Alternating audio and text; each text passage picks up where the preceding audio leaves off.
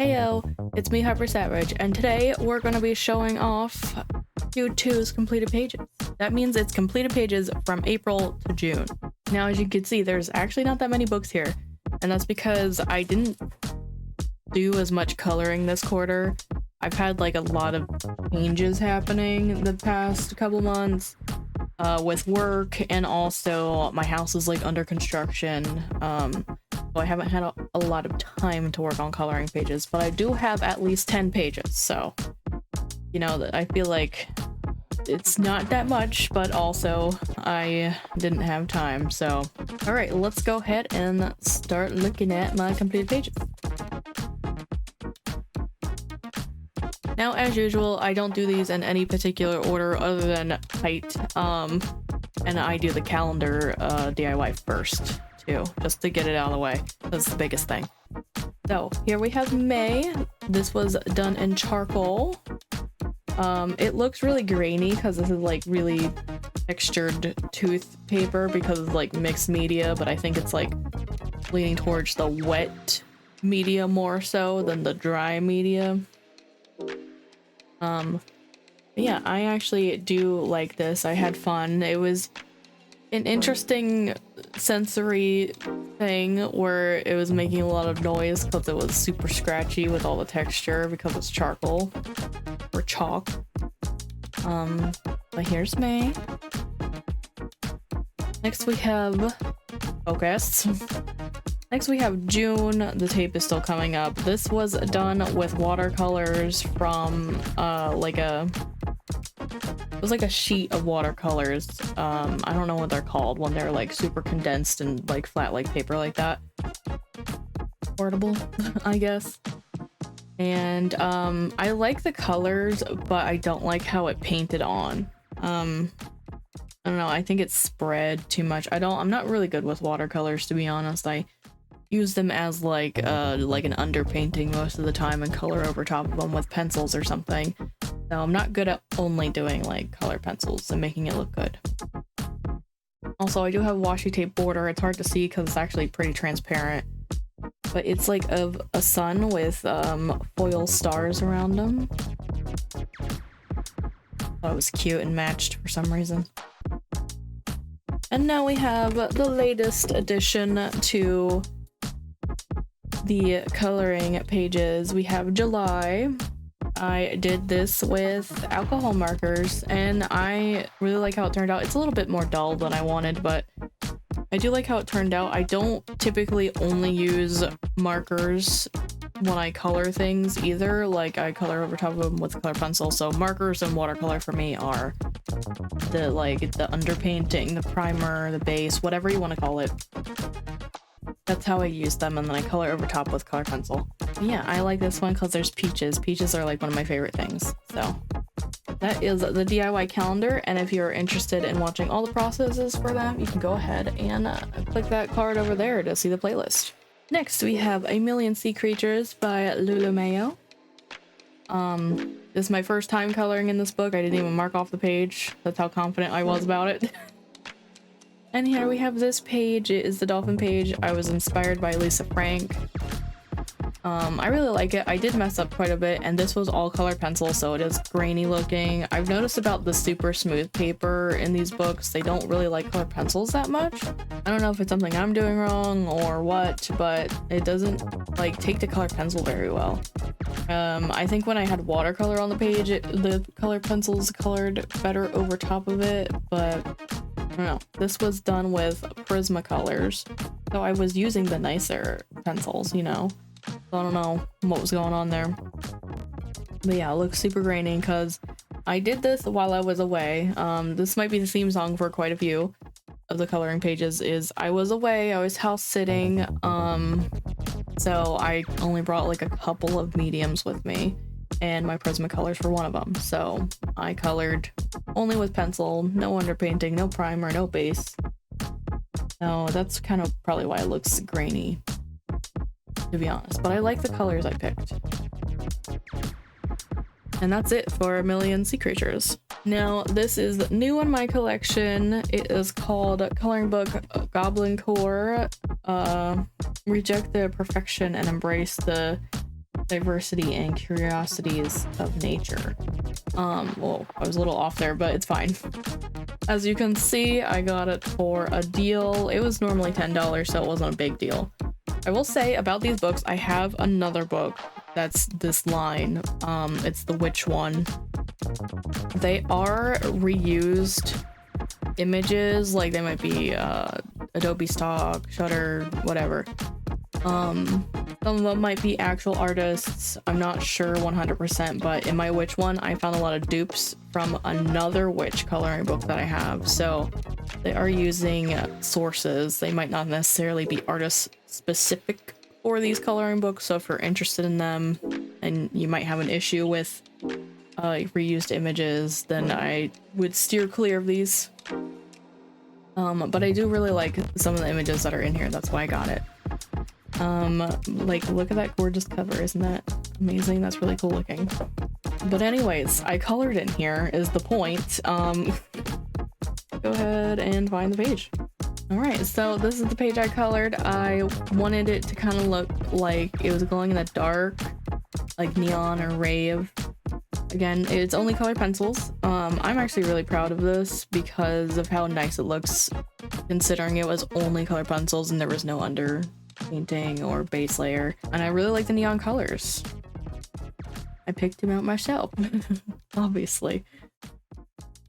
But yeah, I was really feeling like glowy with this page, so that's how I wanted it to look. I think I kind of did an okay job. I wish the background was a little darker, but I was limited because, again, I only had my Prismacolors with me. If I had brought like a Posca or something, I would have colored the background in black and have like the glowing effect stick out a lot more. But I really like the color palette for this. I might have to use it again in the future.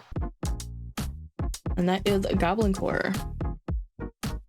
And here's another new one in my collection. It is Witch's Cottage by Hannah Carlon. I probably said that wrong. I really like these books. They're really pretty on the outside and definitely like shelfable. Like, they look good on the shelf too. I have another book that I recently got because I like this one so much by Hannah Carlton. So let's turn to the first page. I actually have a flag here. I couldn't flag half of them because I was away, but this one I was not away. I did both these pages at the same time, so they're the same color scheme and the same supplies. I really like how they turned out and how they look together. I used Neocolor 2s in Prismacolors, and Posca is in the background with the gold metallic color, and there's some on this page too. The background is all Posca as well. I definitely like the paper in this book and how it took everything. It's a little wiggly, but it wasn't like distracting enough for me to not be able to color it. Yeah, I really like how these pages turned out. So I was really proud of these when I did it. And then we did something else in here, apparently. Oh, that's right, we did a whole video on this. How could I forget? These are my Pride Ghosties. These were done with watercolors. I don't know what set of watercolors. I can't quite remember, but they might have been my Michael's Artist Loft watercolors, because I only have like 2 sets of watercolors. You'd think I'd remember which one I used, and they're both cheap, so yeah, my watercolor ghosties. There is a video on this if you guys want to see the process of me coloring and attempting to blend this.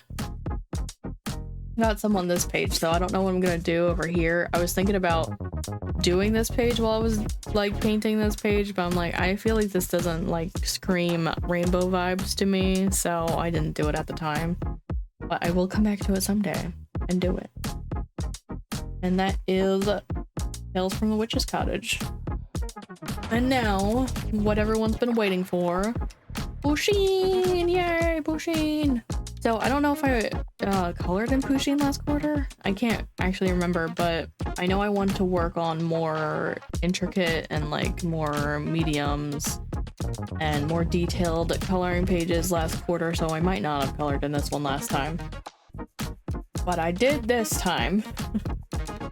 So I don't know if these are the correct marked pages or not. We're gonna see right now.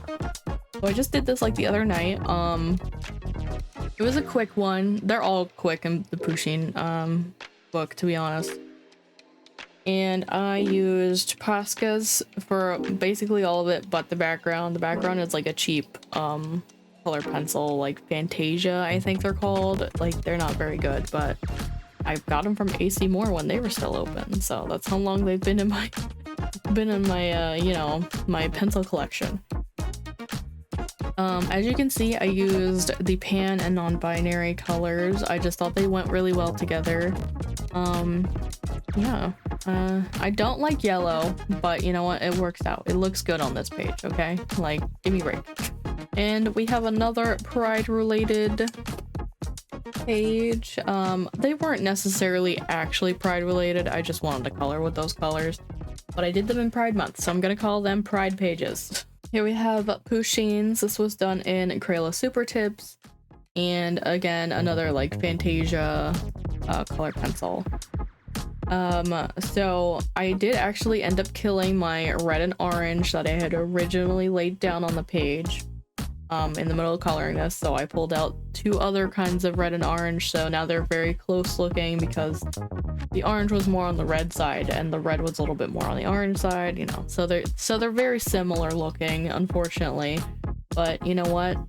I killed off two markers. I'm pretty happy about it because then my collection's a little bit smaller. Yeah, I think this page turned out really cute, and it was just another like chill thing to do, not necessarily making a masterpiece, you know. And last we have Burger Sheen. I don't know why I wanted to color this page, but I did. I'm like, I'm gonna color this one. This was done in Posca's. I tend to do like the bigger, less detailed pages with Posca's just because, I don't know, it's more fun that way. But yeah, I think the bun's a little bit too light, but I think it turned out pretty okay. And there's no shading or anything. I kind of just like how Posca's look when they're like flat colored. So that is the Pusheen coloring book. And last we have Flora and Fauna, Coloring Nature's Beauty by me, Harper Savage. I made this with my own little handses. So let's go ahead and see. These ones are marked too, so that's nice.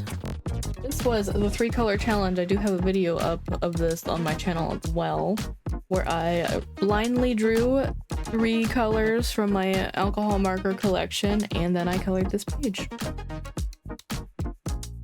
And then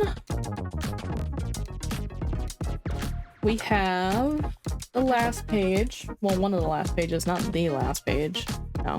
We have one of the last pages in the coloring book. It's probably my favorite page, like my favorite illustration I did in this coloring book of the tulip garden. And we have a huge snail and a ladybug. Now, I did lay down a layer of alcohol markers. You can kind of see like up here where I did no shading behind the tulips. I colored this with color pencils. I'm not sure what color pencils they were. I want to say that they were either the Crayola's Blendables or the Koh-i-Noor brand. It wasn't like my Prismacolors, I can tell you that much. It was not my Prismacolor set. But yeah, I really like how I colored the shell on here. My favorite part, I think. And that is it for Flora and Fauna. Don't forget you could purchase my coloring book. You just gotta click the link in the description below. And you can purchase any of the coloring books that I mentioned in this video by clicking on my affiliate links below. I do get a couple pennies for each time you guys use my affiliate links and purchase something. Now, if you want to see another flip-through-esque video, you can go ahead and click the link here. And if you want to check out what you missed last time, you can go ahead and click the link here. I want to thank you guys so much for watching. Don't forget to do all the cool YouTube-y things of comment, liking, and subscribing, and I'll see you in the next video. Bye-bye!